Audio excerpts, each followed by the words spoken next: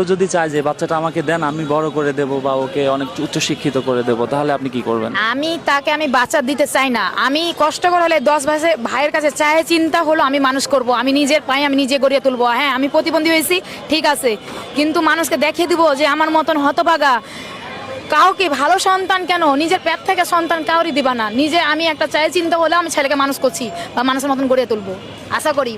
অনেকের তো মানে বাচ্চার দরকার। মাশাল্লাহ, আপনার বেবিটা মাশাল্লাহ অনেক সুন্দর। তো আপনি দেখে ওকে অনেক যত্নেও রাখেন। তো আপনাকে যদি অনেক টাকা দেওয়া হয়, মানে 2-3 লক্ষ টাকা দিলে? আমি 2 লক্ষ 3 লক্ষ টাকার আমার প্রয়োজন নাই। আমার সন্তান আগে, সন্তান ছাড়া আমার কিছু নাই। আমি সন্তানের জন্য জীবন দিতে রাজি, বাপ মায়ের সাথে জীবন দিতে রাজি, সন্তানের সাথে জীবন দিতে রাজি, কিন্তু দেশের সাথে জীবন দিতে রাজি, কিন্তু আমি বাচ্চা দিতে জীবন রাজি না।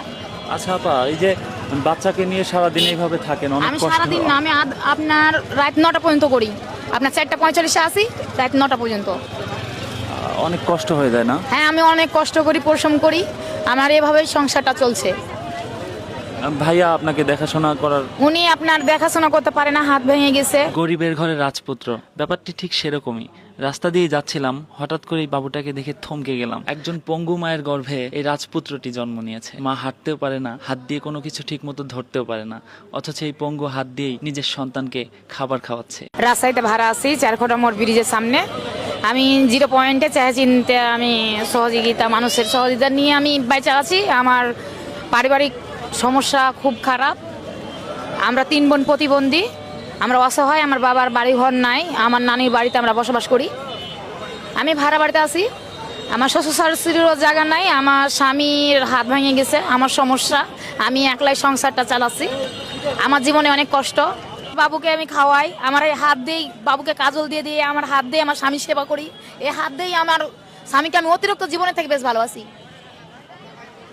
আর আমার স্বামী আমাকে অতিরিক্ত ভালোবাসে। এই যে স্বামী আমার পাশে এখন ভ্যানটা নিয়ে আসছে, এই যে দেখতে পারেন, আমি মিথ্যা কথা বলিনি। এই যে আমার হাজবেন্ডের হাত ভেঙে গেছে, আমার 2টা হাত নাই, পা নাই, স্বামীর কেউ নাই, আমি ছাড়া ও দুনিয়াতে কেউ নাই, একবারই অসহায়। আমি চাই চিন্তা খাই, আর কিছু বলার মতন আমার সাধ্য নাই।